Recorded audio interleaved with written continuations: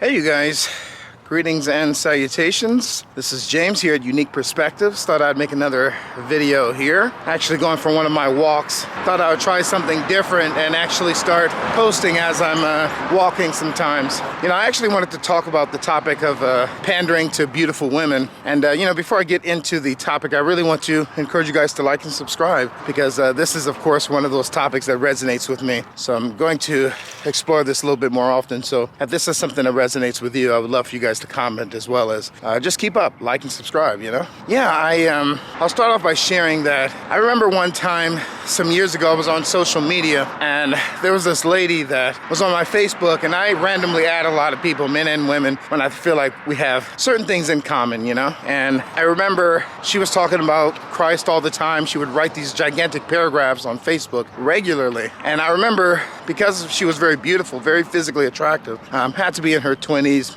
maybe early to mid 20s, you know, so guys were going crazy over her. But I noticed as I was listening to, or at least reading her post, often what she was writing contradicted the Bible, you know, when it came to Christ, when it came to salvation, when it came to all these important topics and aspects of the Christian faith. But I was looking at the comments, and often the men that were commenting was just congratulating her for having a strong mind, or they would tell her how smart she is, or how beautiful she is, or how wise she is, all this kind of stuff. And you know, for anybody reading their Bible, you know, you would know that her theology is completely off. But I realized that these guys were reinforcing her false understanding, and if anything, it was actually hurting her. And so I thought it was kind of unusual that she kept going into this very odd direction that was antithetical to what the Bible was teaching. So I remember commenting, and I asked her a simple question. I said, "Excuse me, I'm not trying to be rude," you know, and I said, what is the gospel? What is the gospel? And I asked her that. A direct question. It was really something, you know, of course, a very simple question, because this is a question that, of course, is foundational for biblical Christianity. This is what all 66 books of the Bible is pointing to, you know,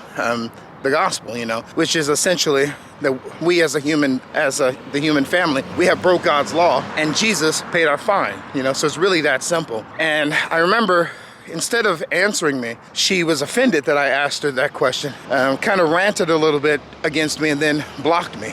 And I thought to myself how dangerous it is for us guys, especially when we know better, to pander to beautiful women, especially, but anyone, you know, men or women, but especially a woman just because she's physically attractive. Now, don't get me wrong, I'm a, you know, warm-blooded male, red blood in my veins. I appreciate an attractive lady. You know, I have no issue with a lady being attractive, you know. However, I have noticed that there are a lot of us guys that will blindly agree with these types of women, even when they are wrong, you know. And I believe the idea is, of course, in hope that we will win them over, that we will be able to date them, or you know, just get their attention by agreeing with them, when that's not how any type of attraction, or at least a relationship foundationally, should work.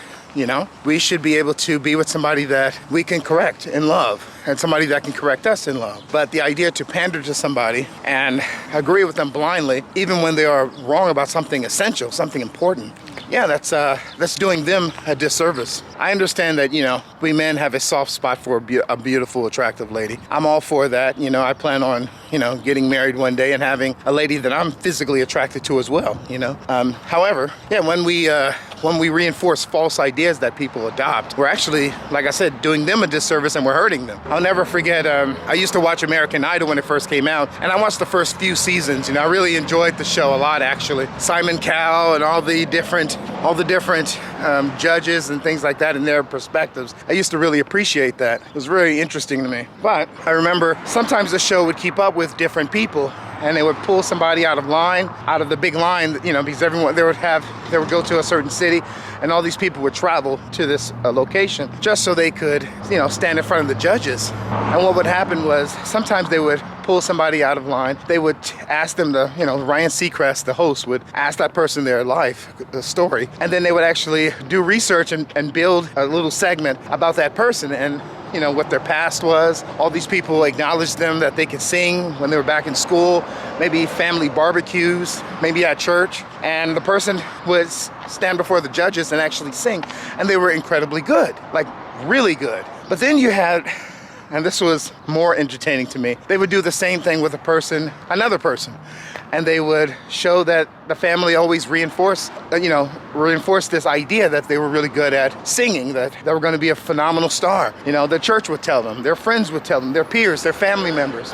And the person ended up making a fool of themselves in front of, national TV, because all these people lied to them, because they were just trying to, reinforce this idea that they were good at something when they really weren't. And that's how I see it when it comes to talking, or at least pandering to women, beautiful women, is there's nothing wrong with being able to correct somebody and let them know, hey, maybe you should sharpen up your understanding with this perspective. And it doesn't have to be, about Christianity. It could be about a life philosophy. It could be something dangerous that the feminist movement, the destructive, toxic feminist movement have taught women that essentially, hurts them, hurts their chances of getting married and being taken seriously in a real relationship, or even just attracting a quality, decent man, And so I just think it's very destructive to just pander to people, especially an attractive woman, based on their physical attractiveness when they're wrong about something. And like I said, it doesn't have to be about the Bible. It could be about other ideas as well, but something that obviously is wrong. And instead of correcting them, we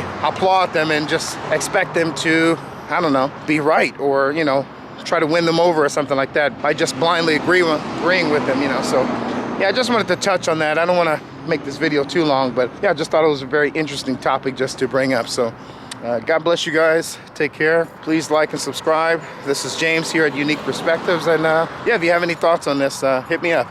Take care.